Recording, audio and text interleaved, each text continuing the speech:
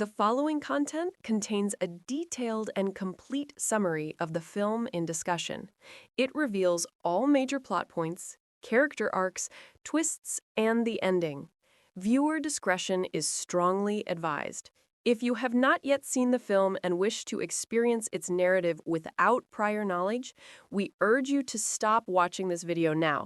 This summary is intended for informational and discussion purposes only and is not meant to negatively impact the film in any way. By continuing to watch, you acknowledge and accept that the story will be fully spoiled for you.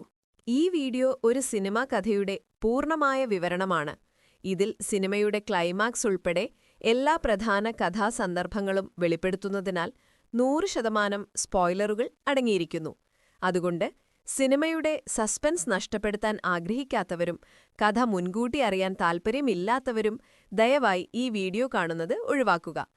ഈ വിവരണം ഒരു തരത്തിലും സിനിമയെയോ അതിന്റെ മൂല്യത്തെയോ കുറച്ചു കാണിക്കാൻ ഉദ്ദേശിച്ചിട്ടുള്ളതല്ല. ഈ മുന്നറിയിപ്പ് അവഗണിച്ച് വീഡിയോ കാണുന്നതിലൂടെയുണ്ടാകുന്ന സ്പോയിലറുകൾക്ക് ഞങ്ങൾ ഉത്തരവാദികളായിരിക്കുന്നതല്ല. ചെറിയ സിനിമയിലേക്ക് സ്വാഗതം. The Man from Earth 2007 Richard Schenkman സംവിധാനം ചെയ്ത് ജെറോം ബിക്സ്ബി എഴുതിയ ഒരു സയൻസ് ഫിക്ഷൻ ഡ്രാമ ചിത്രമാണ്. കഥയിലേക്ക് കടക്കാം. പ്രൊഫസർ ജോൺ ഓൾഡ്മാൻ 10 വർഷത്തെ അധ്യാപനത്തിന് ശേഷം ഒരു മുന്നറിയിപ്പുമില്ലാതെ നാടുവിടാൻ തീരുമാനിക്കുന്നു. യാത്രയയപ്പ് നടത്താൻ വന്ന സഹപ്രവർത്തകരായ Dan, Harry, Edith, Art, Linda എന്നിവരോട് ജോൺ താനൊരു സാധാരണ മനുഷ്യനല്ലെന്ന് വെളിപ്പെടുത്തുന്നു. തനിക്ക് 14,000 വർഷം പ്രായമുണ്ടെന്നും ഓരോ 10 വർഷം കൂടുമ്പോഴും താൻ താമസം മാറുമെന്നും ജോൺ പറയുന്നു. ആദ്യത്തെ 2000 വർഷം താൻ ഹിമയുഗത്തിലാണ് ജീവിച്ചതെന്ന് ജോൺ ഓർക്കുന്നു. തുടർന്ന് സുമേറിയൻ സംസ്കാരത്തിന്റെ ഭാഗമായി ഹമ്മുറാബിയുടെ കീഴിൽ ബാബിലോണിയക്കാരനായി, പിന്നീട് ഫിനീഷ്യൻ കപ്പലോട്ടക്കാരനായും ജീവിച്ചു. ഗ്രാമങ്ങളും നഗരങ്ങളും ഉയർന്നു വന്നതോടെ തനിക്ക് നിരന്തരം യാത്ര ചെയ്യേണ്ടി വന്നുവെന്നും മരിച്ചതായി അഭിനയിക്കേണ്ടി വന്നുവെന്നും ജോൺ വെളിപ്പെടുത്തുന്നു. ശ്രീബുദ്ധന്റെ കാലത്ത് ഇന്ത്യയിലെത്തിയ ജോൺ ബുദ്ധന്റെ ശിഷ്യനായി. ബുദ്ധൻ തന്നിൽ ചില വ്യത്യാസങ്ങൾ കണ്ടെത്തിയെങ്കിലും രഹസ്യം പറഞ്ഞില്ലെന്ന് ജോൺ വെളിപ്പെടുത്തുന്നു. പിന്നീട് ബുദ്ധന്റെ ആശയങ്ങളിൽ ആകൃഷ്ടനായ ജോൺ മെഡിറ്ററേനിയൻ തീരത്തേക്ക് മടങ്ങിയെത്തുകയും ബുദ്ധന്റെ സന്ദേശം ആളുകളിലേക്ക് എത്തിക്കാൻ ശ്രമിക്കുകയും ചെയ്തു. എന്നാൽ ആളുകൾക്ക് അത്ഭുതങ്ങൾ ആവശ്യമുണ്ടായിരുന്നതിനാൽ അവർ ജോണിനെ റോമാക്കാർക്കെതിരെയുള്ള വിമതനായി കണ്ടു.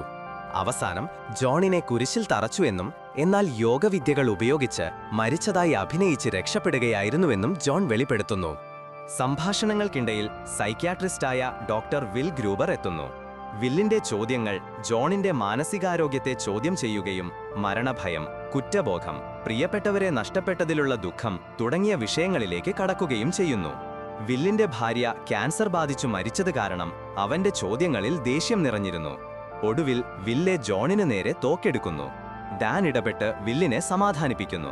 വില്ലിന്റെ നിർബന്ധത്തിന് വഴങ്ങി ജോൺ താൻ പറഞ്ഞതെല്ലാം ഒരു തമാശയും കെട്ടുകഥയുമാണെന്ന് സമ്മതിക്കുന്നു.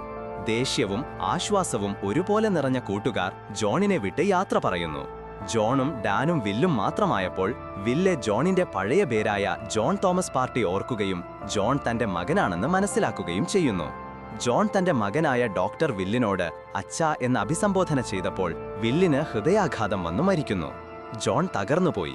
ജീവിതത്തിൽ ആദ്യമായി തന്റെ ഒരു മകൻ പ്രായമായി മരിക്കുന്നത് കാണേണ്ടി വന്നു. സാൻഡി ജോണിനോടൊപ്പം ട്രക്കിൽ കയറി. അവൾക്ക് ജോൺ പറഞ്ഞതൊന്നും കള്ളമായിരുന്നില്ലെന്ന് മനസ്സിലായി. പുതിയൊരു പേരിലേക്ക്, പുതിയൊരു ജീവിതത്തിലേക്ക് ഭൂമിയിൽ നിന്നുള്ള ആ മനുഷ്യൻ വീണ്ടും യാത്ര തുടങ്ങി. അവന്റെ യാത്രയ്ക്ക് അവസാനമില്ലായിരുന്നു. ഇതാണ് ചുരുക്കം കഥ. പക്ഷെ ഇതിനകത്ത് ഒരുപാട് ചിന്തിപ്പിക്കുന്നുണ്ട്.